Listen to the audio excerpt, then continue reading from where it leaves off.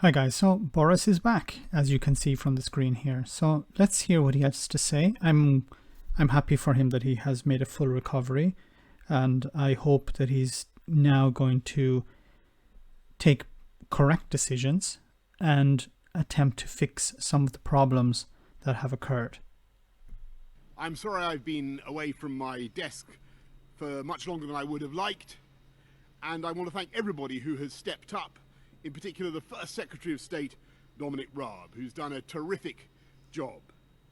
But once again, I want to thank you, the people of this country, for the sheer grit and guts you've shown and are continuing to show. Every day, I know that this virus brings new sadness and mourning to households across the land. And it is still true that this is the biggest single challenge this country has faced since the war. And I in no way minimize the continuing problems we face. And yet it is also true that we are making progress with fewer hospital admissions, fewer COVID patients in ICU, and real signs now that we are passing through the peak. And thanks to your forbearance, your good sense, your altruism, your spirit of community, thanks to our collective national resolve, we are on the brink of achieving that first clear mission to prevent our National Health Service from being overwhelmed in a way that tragically we have seen elsewhere. And that is how and why we are now beginning to turn the tide. If this virus were a physical assailant, an unexpected and invisible mugger, which I can tell you from personal experience it is, then this is the moment when we have begun together to wrestle it to the floor. And so it follows that this is the moment of opportunity. This is the moment when we can press home our advantage.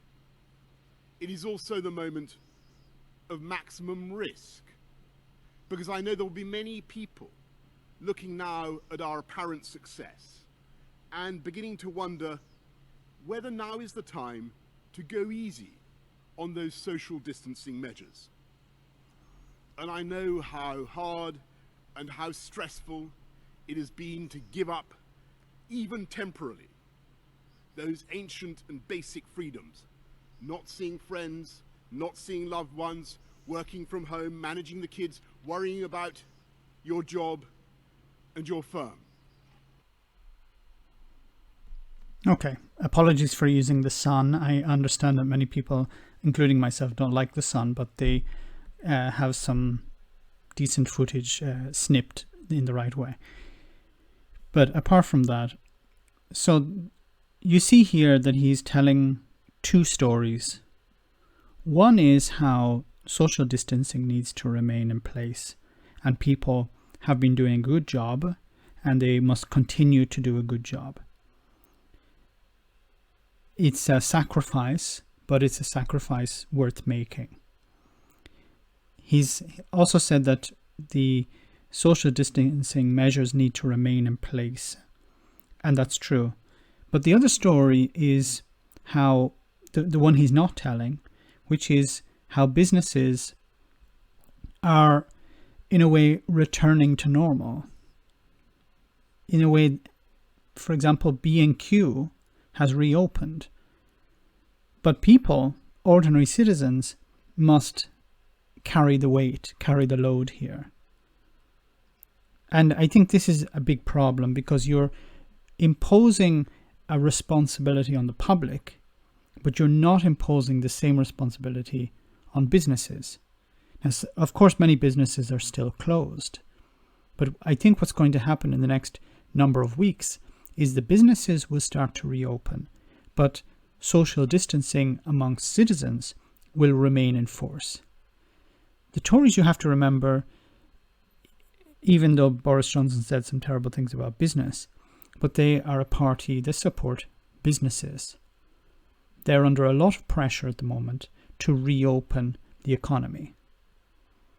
So they have come to the conclusion that they can dump the pressure on citizens and reopen the economy, so that if anything goes wrong, it's people not respecting social distancing that's the cause. It's not because we have reopened the economy, which we shouldn't be doing. We should be maintaining a complete lockdown. But because of the pressure within the Conservative Party to reopen the economy, they have to make a decision. And what do the Tories do? They lie. They tell people, we're maintaining a lockdown. You're doing a great job, but you have to follow the line.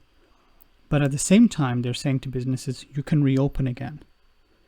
And this is going to, unfortunately, result in more and more cases coming back, perhaps in a second or third wave. But who will get blamed for that second or third wave?